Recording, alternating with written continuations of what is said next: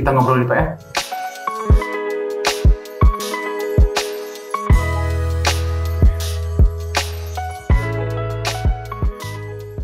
Assalamualaikum Sobat PR dan Egerian. Nah, hari ini kita ngobrol lagi soal tentang kegiatan di alam. Kita ada Kang Galih dari Eger. Ini ada Putri, ada Winda dan Mbak Rani. Mereka nih mau cerita apa ya?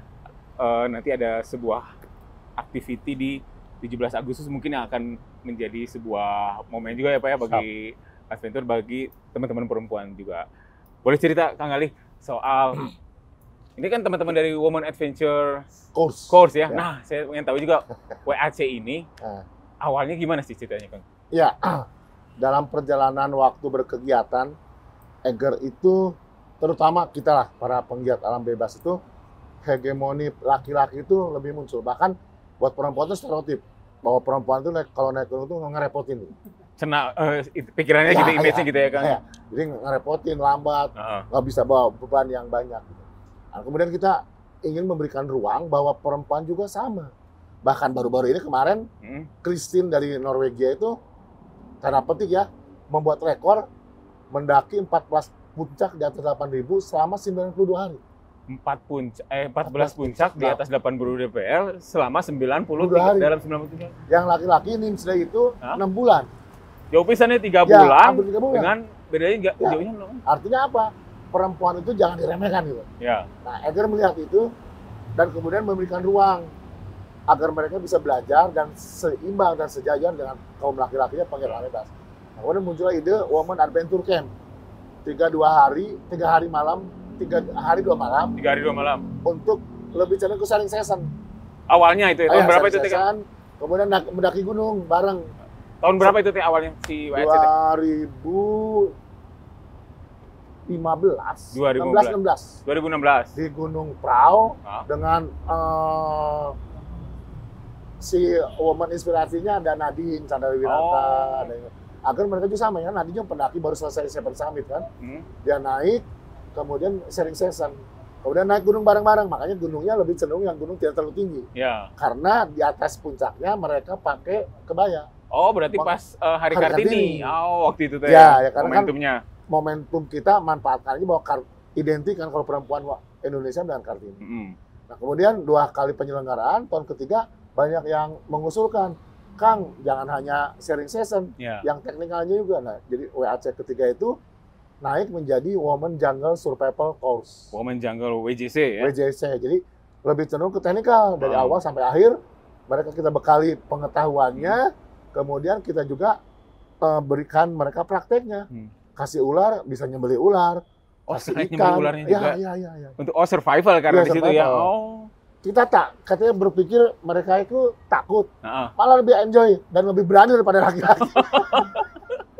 Jadi artinya perempuan itu ya sekali lagi jangan kemudian jadi stereotip diremehkan, karena mereka posisinya, pengetahuannya dan sikapnya enggak lebih baik. Nah, kemudian kemarin tahun kelima penyelenggaraan kelihatannya perlu bekal ekspedisi, karena ekspedisi di Indonesia yang dilakukan oleh perempuan itu jarang sekali.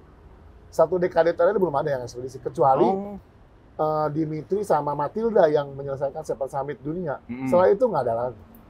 Nah, kemudian kita WAC ini kita rancang memberi pengetahuan tentang ekspedisi dan diberikan tantangan berikutnya mereka untuk ekspedisi mempraktekkan pengetahuannya di WAC. Nah itu teman-teman yang WAC itu apakah sekarang ikut sekarang nanti di tanggal 17? Nanti saya tahu tanggal 17 itu ngapain aja nih teman-teman nanti nih? Iya, kenapa mereka tanggal 17? Karena kebetulan pada saat itu regu yang terbentuk itu ada 17 regu. Dari 100 orang yang ikut WAC terbentuk 17 regu. WAC angkatan yang tahun berapa itu? Tahun ini. 17 regu.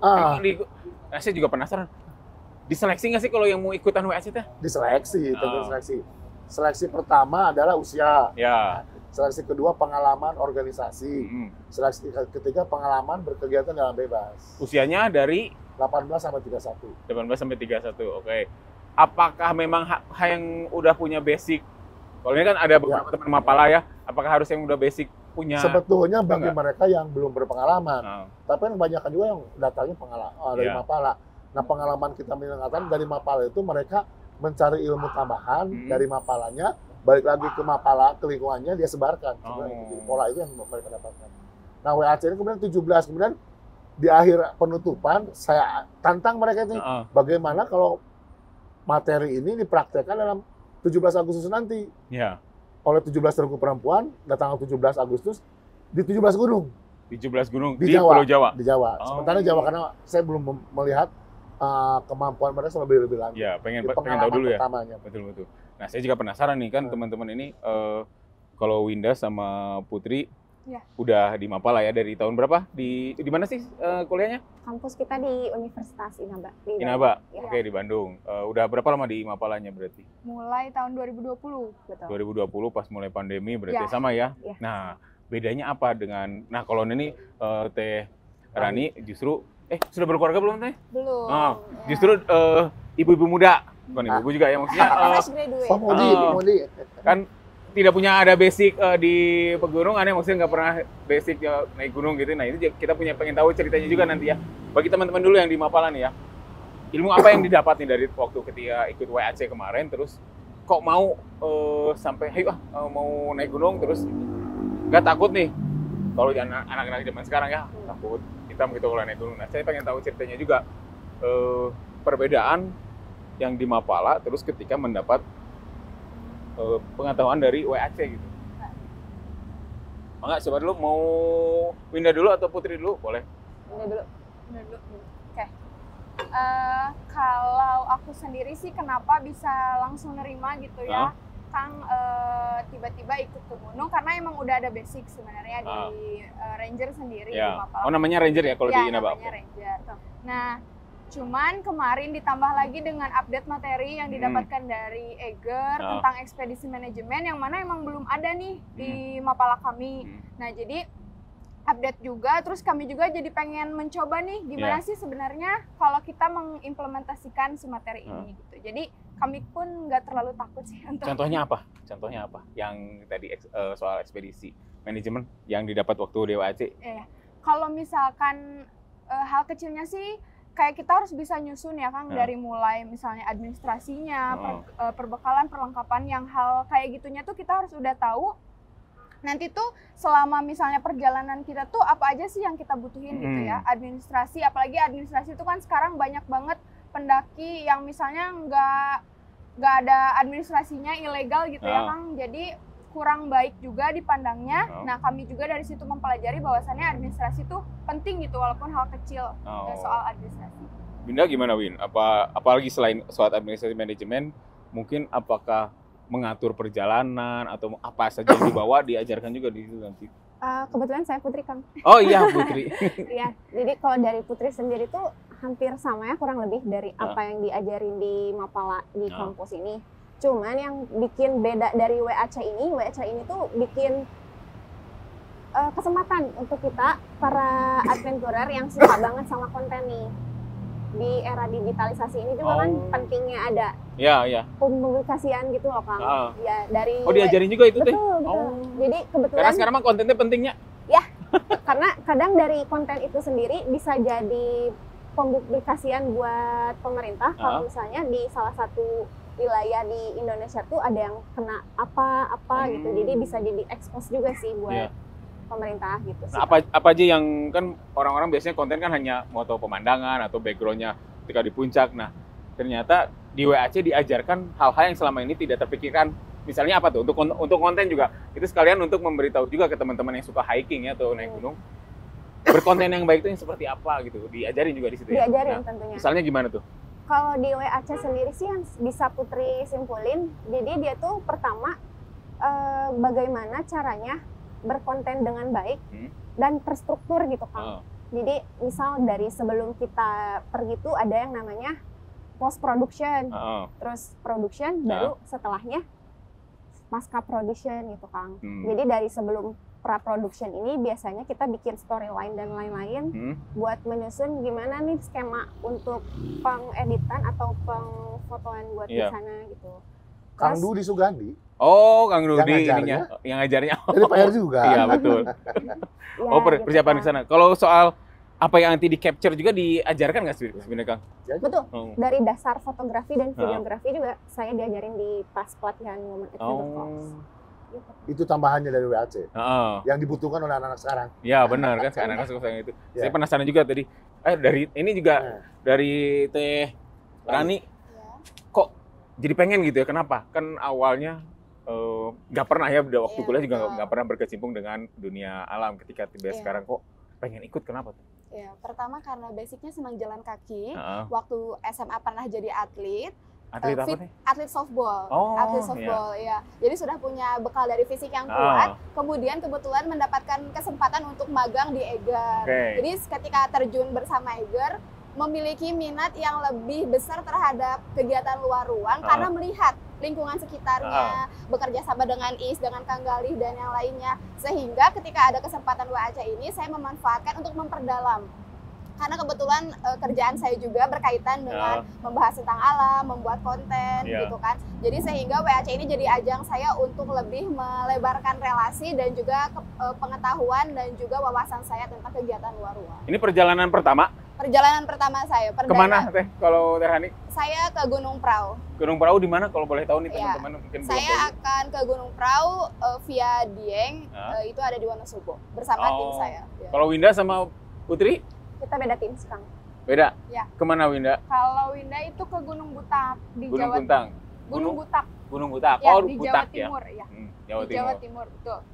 Putri sendiri ke Gunung Kembang, Kang. Gunung Kembang. Di Jawa Tengah. Jawa Tengah. Ini berarti sama 17 tim tadi ya, 17 Iya, jadi pada saat di akhir kegiatan sesi WAC, mereka memilih dengan regunya mau ke gunung mana. Kita tidak ikut andil untuk mengintervensi mereka. Saya bebas aja mereka. Sesuai dengan kemampuan timnya saya bilang. Pengalamannya berbeda-beda. Ada yang ke Gunung Argopuro, ada yang ke Gunung Sudoro, Sumbing, Slamet, Sikurai, Cermai. Jadi mereka memilih dengan kapasitas dan potensi anggota regunya. Jadi kita memang tidak berintervensi itu. Satu regu ada berapa orang? Rata-rata 5 sih. 5 orang. Dan pengalamannya beda-beda? Beda-beda. Kemarin di si WAC yang terakhir ini berapa orang? 100. 100? Dari mana saja? Hampir berapa? Dari Manado ada. Dari NTB Papua ada. Dari NTB ada. Berarti banyak juga yang minatnya. Iya, memang se-Indonesia ya. Nah kan selain ada WAC tadi kalau cerita Kang itu ada WJC juga ya? WJC. Kalau itu gimana? Sama juga, tapi yang diutamakan mereka yang punya pengalaman. Karena lebih cenderung ke survival. Jadi kita menyeleksinya selain usia, pengalaman melakukan kegiatan, pelaku di organisasi juga sama. Jadi lebih cenderung kepada mereka yang sudah punya pengalaman karena materinya lebih teknikal. Gitu. Tapi yang sama aja yang daftar mah banyak sekali. Nah, waktu tadi WAC terakhir itu di mana? Di Batu Raden. Batu Raden. Di kaki Gunung Slamet. Kaki Gunung Slamet. Nah, boleh tahu kalian ngapain aja nih waktu pas di WAC? Apa yang bikin kalian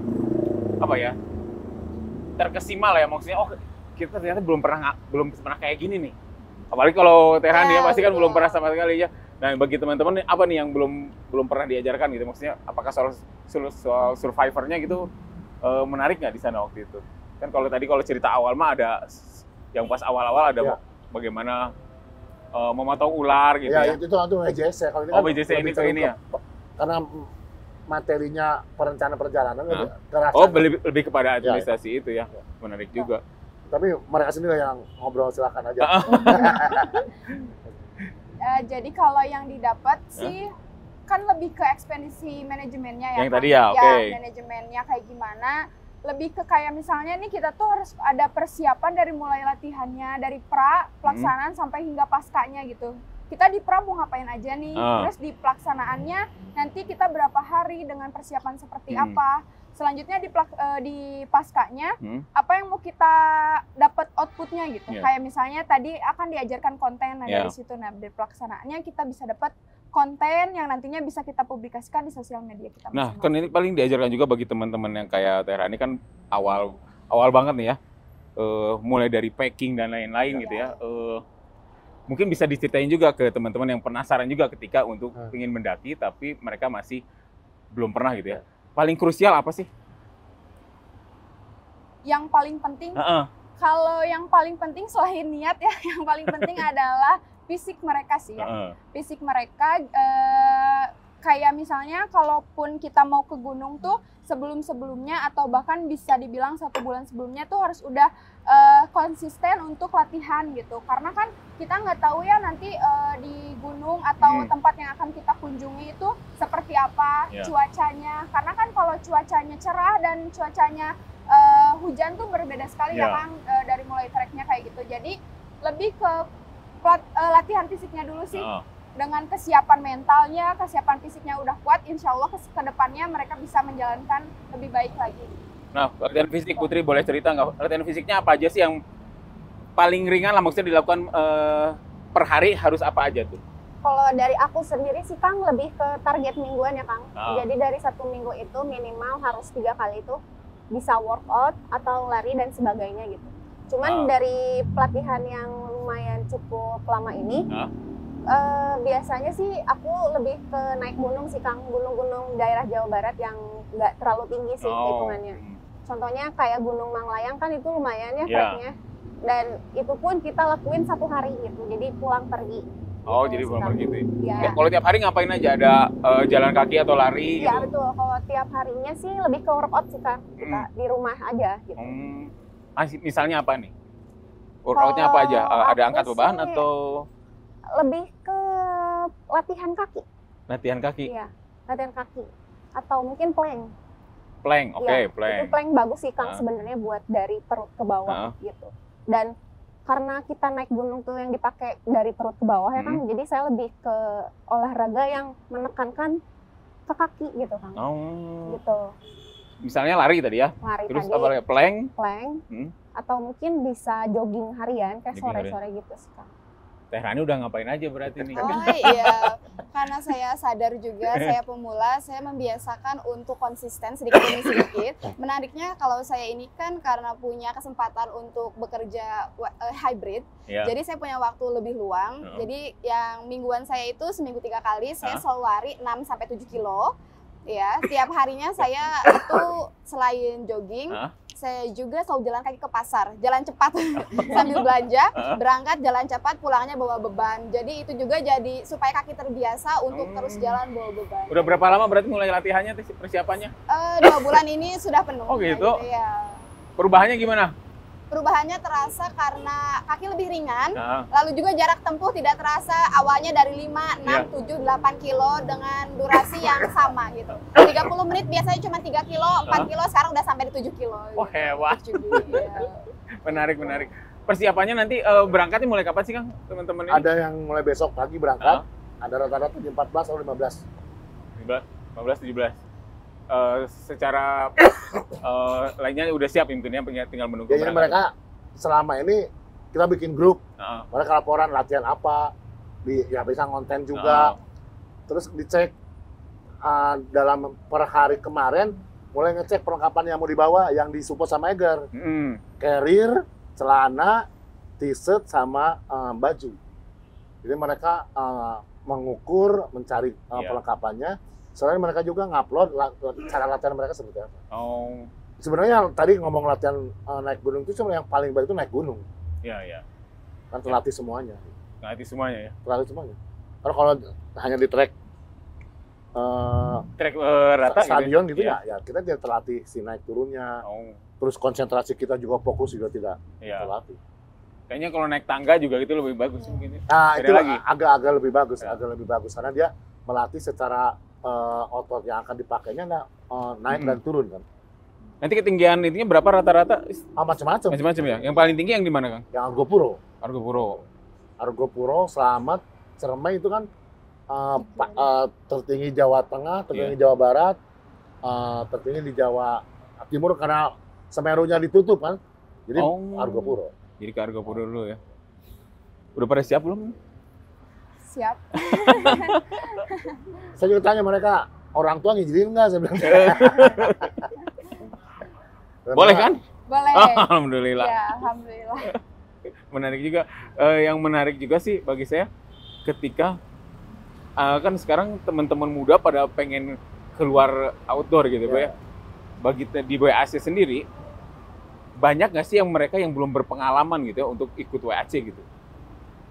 Ada sih beberapa teman yang karena itu juga bervariasi juga, makanya kemarin pilihan gunung itu juga disesuaikan dengan pengalaman mereka masing-masing. Jadi yang berpengalaman mereka memilihnya Argopuro, Slamet, Cermai gitu. Yeah. Nah yang merasa dirinya mau mencoba pertama kali ya Gunung Pra, Gunung Kembang, Kurai barangkali seperti itu. Jadi variasi itu memperlihatkan bahwa mereka juga menyesuaikan diri, mengukur diri ya mengukur mereka. Diri. Karena itu yang paling penting. Iya. Jangan terlalu, kan karena naik gunung tuh bukan perlombaan sebenarnya, ya Kang ya. Kalau ngomongin filosofi naik gunung sebetulnya bisa panjang, Kang. Dan yang ajak saya sampaikan kepada mereka bahwa naik gunung itu jadikan ziarah. Ziarah. Ziarah. Maksudnya gimana ziarah? Jadi bukan menaklukkan gunung, tapi menaklukkan diri sendiri dengan melakukan ziarah. Kalau ziarah kan niatnya harus baik, niat suci, pikiran bersih. Sehingga demikian, niat naik gunungnya bukan macam-macam. Bahwa kemudian konten segala macam itu bonus. Oke, gitu mah. Niatnya belajar, niatnya ziarah. Sehingga demikian, barangkali gunung yang akan didatangi juga memberikan kesempatan kepada kita untuk diberi kesempatan untuk naik sampai ke puncak. Oh, ada apa ya? Memang ada kepercayaan seperti itu ya, bahwa gunung itu memberi kesempatan ke setiap orang untuk... Iya. Saya diajarkan oleh teman-teman leader guide di Kathmandu, di Nepal sana. Bahwa di kita juga sama sebenarnya. Tumbuhan, hewan, gunung itu makhluk yang kemudian bertasbih dalam diamnya. Mereka juga makhluk hidup. Mereka juga makhluk. Jadi demikian, bahkan kalau teman-teman di Nepal, Kathmandu percaya bahwa gunung itu ada gunung suci, ada gunung yang semacam. Ada gunung yang disucikan, ada gunung yang dipakai usaha. Nah, dengan demikian, dengan niat ziarah, niat baik kita, si gunungnya pun tahu bahwa kita punya niat yang baik, niat yang bersih untuk mendaki, menziarahinya. Jadi saya percaya kemudian bahwa mereka yang celaka, mereka yang tidak sampai ke puncak, barangkali karena sikapnya tadi. Dan gunungnya tidak menerima gitu loh. Istilah, kalau menerima kan ada istilah tong sompral gitu ya. Nah itu betul gitu loh. Di negara lain, terutama Kathmandu, itu dipercaya betul bahwa gunung itu memilih siapa yang boleh sampai ke puncaknya. Itu yang harus kita sosialisasikan. Yang kedua, karena niat baik dan bersih, makanya kita juga tidak boleh membawa sampah ke sana. Nah ini misi itu tadi kan saya mau tanya juga, misi zero waste gitu kan sekarang adalah kan sayang ketika kita ngelihat beberapa kali konten di medsos tuh gunungnya ramai tapi sampahnya juga lebih ramai lagi ya. Nah, ada misi itu juga nanti di 17. Oh iya, mereka adalah duta-duta Zero Waste Mountain. Karena kita ajarkan mereka pada saat kemarin di Aceh bagaimana mengelola makanan yang potensi plastiknya lebih sedikit. Kalaupun punya potensi plastik, digunting dari rumah, pakai box. Bumbu atau minuman saset, pakai botol. Jadi mereka nggak bawa sampah ya? Nggak bawa sampah. Udah mulai dipraktekkan ya? Di kehidupan sehari-hari kan biasanya dia praktekkan dulu di kehidupan sehari-hari biar nanti lebih ini ya. Udah mulai ya? Udah mulai. Contoh paling simpel apa yang sekarang udah dari WAC ini jadi udah merubah diri, udah nggak kayak gitu lagi biasanya kan? Mungkin contoh simpelnya lebih ke kalau misalkan kita mau berangkat kuliah nih ya kan. Terus kan misalnya sebagai kita anak kuliah tuh pasti bekal ya. Dan masak sendiri, jadi kalau masak tuh jadi kalau sampahnya tuh jadi lebih dipilih-pilih gitu ya. Jadi nggak kayak buang sampah sembarangan ataupun kayak misalnya kita nggak bawa lagi plastik nih ke bekalan yang kita bawa. Jadi kita lebih prepare pakai lunchbox, pakai botol minum sendiri gitu sih kalau aku. Putri juga gitu ya mungkin ya? Kurang lebih sama sih, Kang. Nah yang zero waste ini menariknya adalah bagaimana ini menularkan juga ke orang lain ya Kang ya? Betul. Apakah itu nanti yang dicontohkan juga dalam membuat konten gitu kan? Oh iya. Ya, artinya begini, gunung itu akan bersih apabila kita tidak datang ke sana. Oh iya, kalau nggak ada orang bersih ya? Makanya kalau kita datang ke sana, jagalah kebersihannya. Jadi jangan bawa sampah ke sana. Hanya bersih dan kotor sebenarnya. Ada yang bicara teorinya terurai tidak terurai. Ya. Artinya bawa makanan organik nanti dibuang di sampah akan terurai. Gak apa-apa gitu. Padahal itu enggak juga. Padahal kan gini. Coba aja nasi susah kita dibuang. Iya. Menuju terurainya berapa lama? Kan ada proses busuknya. Proses mengundang serangga, mengundang bilatung gitu ya. Artinya itu dalam proses itu kan tidak bersih jadi. Betul. Makanya kemudian prosesnya mereka tuh bersih dan kotor. Kalau ruangan ini bersih, taruh aja puntung rokok atau sampah di sini, akan jadi kotor. Iya. Nah, sama juga di gunung juga seperti itu. Gunung bersih kalau kita bawa sampah ya menjadi kotor. Satu orang kotor, dua orang kotor, lama-lama jadi tumpuk. Iya, kan seperti itu. Nah, mudah-mudahan mereka menjadi duta itu dan memperlihatkan, menjadi saksi bagaimana gunung-gunung yang dilalui masih kotor gitu. Oh, sekalian itu ya, iya. Untuk misi sosialnya gitu ya. Betul. Nah, dengan kemudian mereka mendapatkan catatan, dan catatan ini kan kita sampaikan kepada pengelola gunungnya. Oh, jadi untuk untuk kritisi juga bagi pengelola gunung, juga bagi para pendaki lainnya ya. Nanti mereka bawa trash ini nggak, tempat sampah juga nggak? Oh iya, jadi mereka ada cover bag yang ada kantong sampah. Dan kalau mereka itu sebenarnya bahkan disarankan sudah tidak membawa sampah ke atas. Jangan membawa sampah ya, karena tadi udah diajarkan bagaimana ininya. Ya, kalaupun ada sampah, mungkin ikut memungutnya aja. Udah ada target naiknya berapa lama nanti? Kalau Putri ke gunung mana tadi teh? Aku Gunung Kembang. Kembang teh yang salah satu gunung yang terbersih. Yang terbersih itu. Ke Gunung Putak ya? Ada target berapa lama? Kalau dihitung-hitung? Kalau pendakiannya sih kehitung 2 hari sih ya. Karena kita tuh mulai mendaki di tanggal 16, terus kita mendirikan camp itu nanti masih di tanggal 16 juga, dan ada rencana summit itu di 17 pagi. 17 pagi? Ya. Setelah melakukan segala yang dibutuhkan di puncak, kami langsung turun ke base camp di tanggal 17. Oh, jadi nginepnya di 16 malam berarti ya? Ya, karena memang kita ingin di Jalan Sumatera, ini kita siarkan langsung pada saat mereka pembacaan proklamasi di tiap gunung. Oh, bareng berarti? Bareng, jadi 17 gunung itu sebetulnya membacakan teks proklamasi bersama-sama di 17 gunung. Oh, menarik juga nanti kita tunggu. Iya. Di Jalan Sumatera kalau mau hadir. Kita akan siaran langsung. Ya. Mudah-mudahan cuaca bagus, sinyal bagus, bisa saling melaporkan. Oh, kalau melihat karakteristik tiap-tiap gunung, misalkan Gunung Kembang ya, apa yang menjadi tantangan bagi Putri ketika nanti naik Gunung Kembang gitu ya? Kan pasti dari sekarang sudah mempelajari ya karakteristik gunung kan tiap beda-beda ya. Termasuk musimnya gitu ya, apakah nanti dingin atau musim hujan atau panas kalau perkiraan tanggal 16-17? Kalau dari perkiraan cuacanya sendiri saya belum sempat riset ya, cuman dari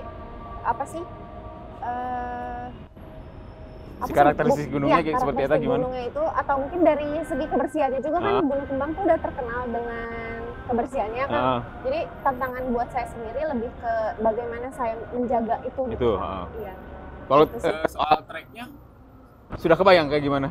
Treknya belum sih Kang, tapi sepengetahuan saya katanya di sana tuh nggak terlalu terjal gitu loh Kang dibanding gunung-gunung yang lain. Jadi cocok lah kalau Gunung Kembang tuh untuk para pemula. Ya. Oh gitu.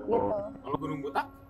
Kalau Gunung Putak sendiri sempat cari juga ya Kang. Itu tuh jadi kayak jalannya tuh panjang banget ya. Terus suka bisa dibilang itu kayak latihannya kalau mau ke Argopuro tuh ke Butak dulu gitu katanya teh. Jadi kayak panjang, jadi bisa dibilang mungkin sangat bisa bosan ya Kang karena saking lamanya, atau mungkin banyak juga jalanan trek yang sangat nanjak, dan kemarin-kemarin juga ada bencana longsor ya Kang. Kalau misalkan hujan tuh tanahnya akan longsor, jadi kecepatan kita nanti akan jalan pun berpengaruh gitu nantinya. Paling menyesuaikan aja sih, kayak banyak bikin rencana perjalanan tuh jadi ada plan-nya gitu. Kalau misalkan cuacanya seperti ini harus apa gitu ya.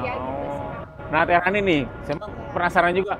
Teh Rani itu kan memberanikan dirinya untuk mulai melakukan naik gunung, dan nggak di sini, bukan yang cetek-cetek gitu ya. Persiapannya gimana? Maksudnya udah tahu nggak karakteristik gunungnya seperti apa nanti? Iya. Sebelumnya saya tuh berterima kasih untuk teman-teman tim saya yang sangat pengertian. Saya itu ada 5 orang, dan 4-nya ini adalah 4 perempuan yang terbiasa naik gunung, gunung. Sedangkan mereka menurunkan egonya untuk memilih gunung perahu supaya saya bisa maksimal di ekspedisi kali ini. Kemarin itu baru aja kita bahas, katanya beberapa hari yang lalu itu melalui data yang valid, di Dieng itu bisa sampai 0 derajat. Wah, Iya, makanya jadi persiapan kita juga apabila malam-malam bisa sampai minus bahkan kita kalau di bawah sekitar 10, pagi-pagi di atas bisa sampai 0, sehingga kita juga jadi antisipasi apa sih yang mau kita lakukan, apa yang kita bawa, dan bagaimana kita mengantisipasi rasa dingin itu supaya bisa tetap fit gitu. Gimana tuh caranya antisipasinya? Ya. Diajarin juga mungkin ya, Iya, biar teman-teman juga tahu nih. Iya, kalau saya yang pertama kan latihan fisik saya. Yang kedua saya bantu dengan makan makanan yang sehat, juga vitamin. Nah, jadi sehingga saya juga merasa bahwa internal dari tubuh saya ini udah siap gitu untuk dingin. Di samping perlengkapan. Perlengkapan itu maksudnya perlengkapan biasanya kalau di cuaca dingin gitu yang paling penting apa tuh? Yang paling penting biasanya jaket sih, jaket yang kita punya. Kebetulan juga Egar sudah punya terobosannya gitu ya, jaket anti angin yang dimana jaket tersebut bisa menunjang kita ketika lagi ada di kondisi yang cukup cukup minus ya gitu. Iya, maksudnya 0 derajatnya tipis-tipis aja kan. Iya. Bandung ya sekarang kan lagi dingin-dinginnya. Iya. Hanya 10 derajat. Oh ini mah karena kemarin sempat ada es sama hujan es. Iya betul, di sana tanya. Nah mudah-mudahan ya mungkin nanti lebih ramah lagi ya. Karena kan tadi saya juga penasaran sih, maksudnya pemikiran baru bahwa naik gunung itu bukan untuk mencari puncak, tapi sebenarnya berziarahnya itu ya Kang. Betul. Menarik. Ya kita disadarkan oleh mereka yang sehari-harinya bekerja di gunung. Jadi tidak hanya sekedar mencari sensasi, tidak hanya paham mereka itu mendapat berkah dari gunung, mendapatkan rezeki dari gunung. Jadi mereka akan dalam bekerja pun akan memperhatikan gunung. Kalau di Indonesia man jargonnya tuh kita jaga alam, alam jaga kita.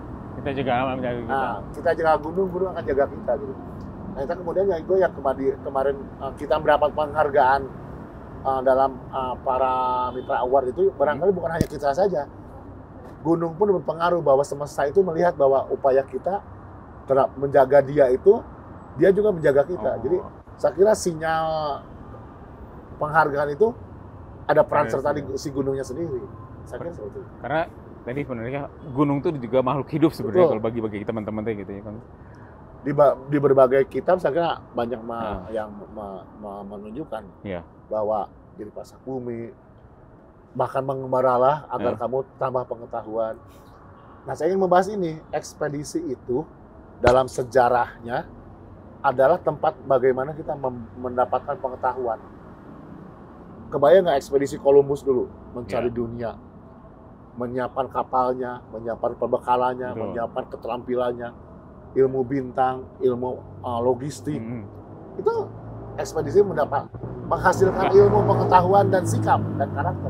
Bagaimana ke satu daerah beradaptasi dengan masyarakat daerah dan segala macam. Nah, jadi ekspedisi ini buat saya sih penting bagi anak muda, bagi tidak hanya para penggiat alam bebas, bagi kita semua.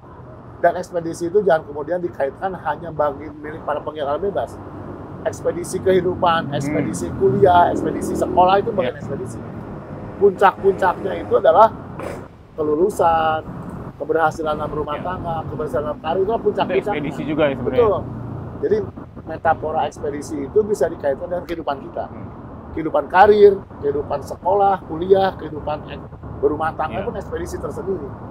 Nah, kalau kita terbiasa dengan ekspedisi, menyiapkan bekalnya, menyiapkan fisiknya, menyiapkan mentalnya, saya kira ekspedisi yang lain pun akan kita bisa hadapi dengan tenang, sikap yang penuh perencanaan dan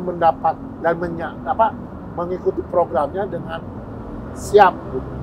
Kalaupun terjadi kegagalan, kita sudah siap menyiapkan antisipasinya dan kita akan menerimanya dengan penuh kebanggaan bahwa itu bagian dari usaha kita, usaha yang tidak terus menerus.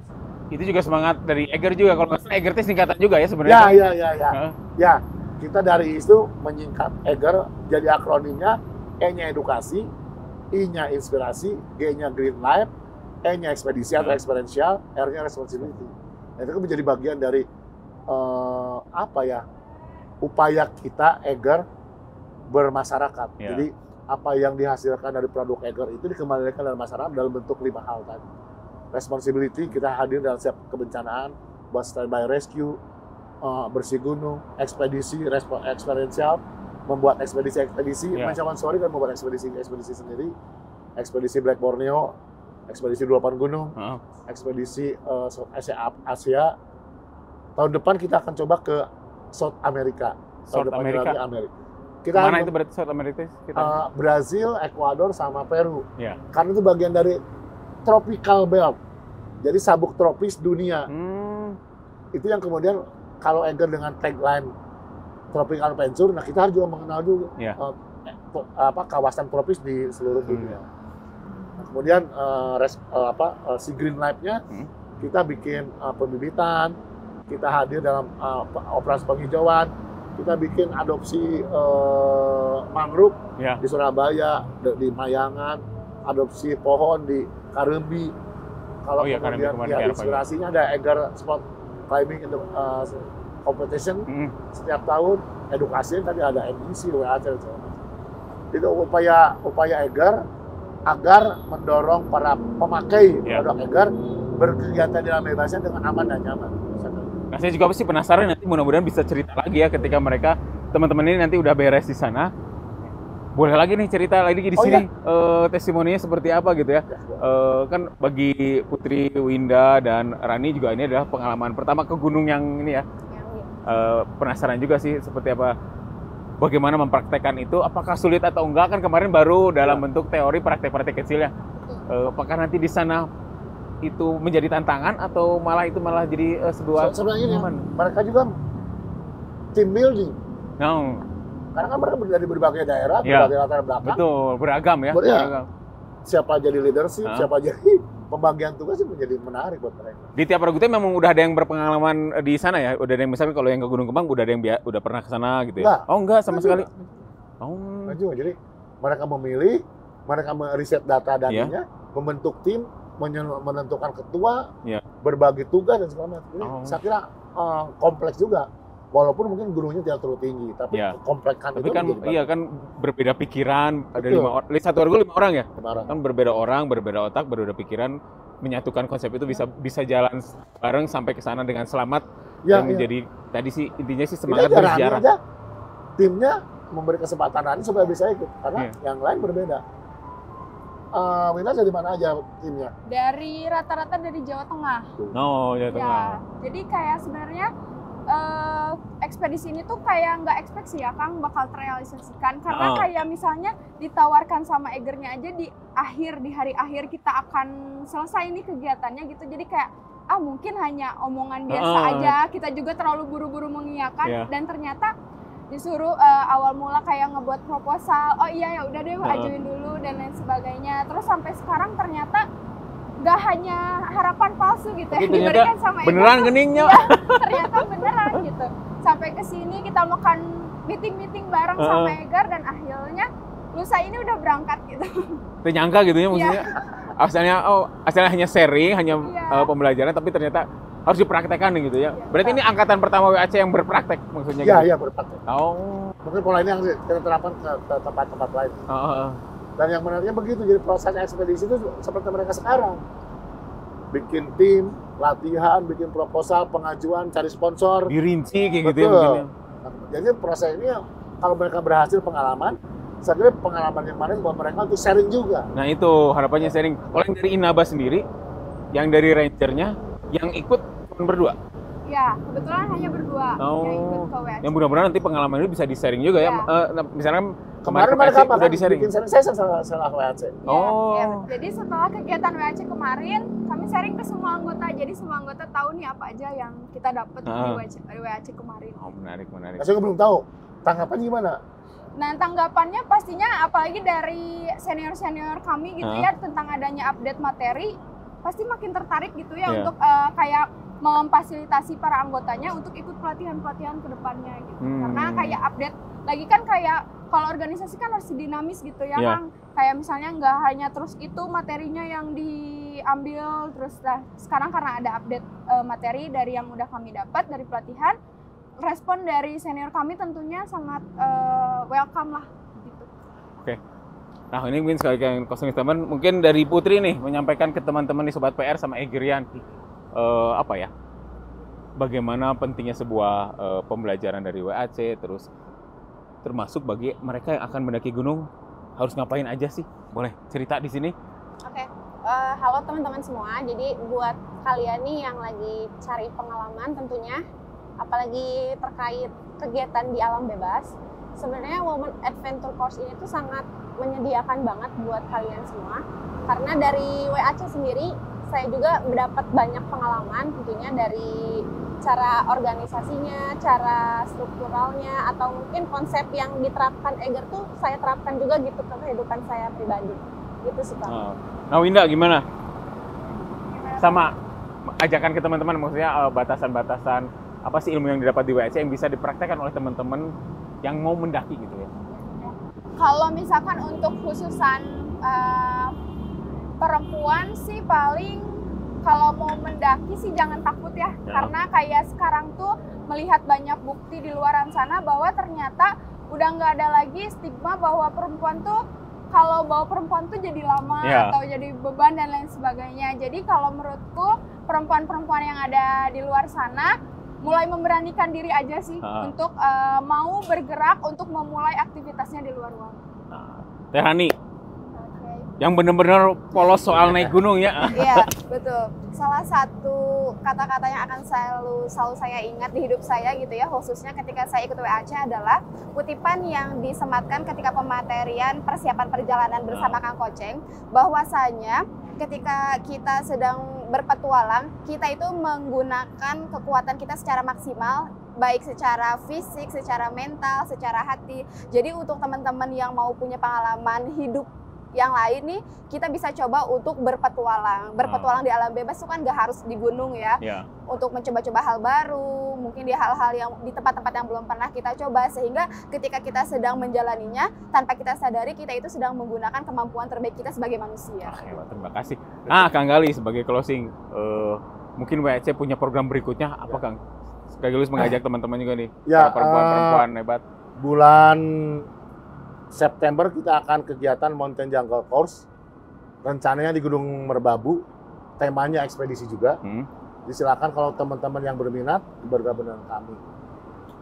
Bulan berikutnya mungkin Oktober, 28 Oktober ada kegiatan yang lain yang sedang kita rancang. Nah, mudah-mudahan bisa melibatkan banyak hal. Dan kita juga ingin bekerja sama dengan teman-teman yang lain yang punya niatan untuk sama-sama membangun kegiatan Zero Waste Mountain. Jadi berikan kami informasi jalur mana saja yang kemudian bisa kita adopsi. Terakhir dan kali hidup itu adalah perjalanan. Lakukanlah perjalanan untuk kehidupan. Terima kasih Kang Gali, terima kasih Putri, Winda, Rani. Mudah-mudahan semua berjalan dengan lancar ya. Kita tunggu sharingnya nanti ya setelah turun dari gunung. Tetap tunggu terus sesi berikutnya dengan teman-teman dari WAC dan Eggerian semua, Sobat PR. Terima kasih atas simak. Assalamualaikum warahmatullahi wabarakatuh. Waalaikumsalam.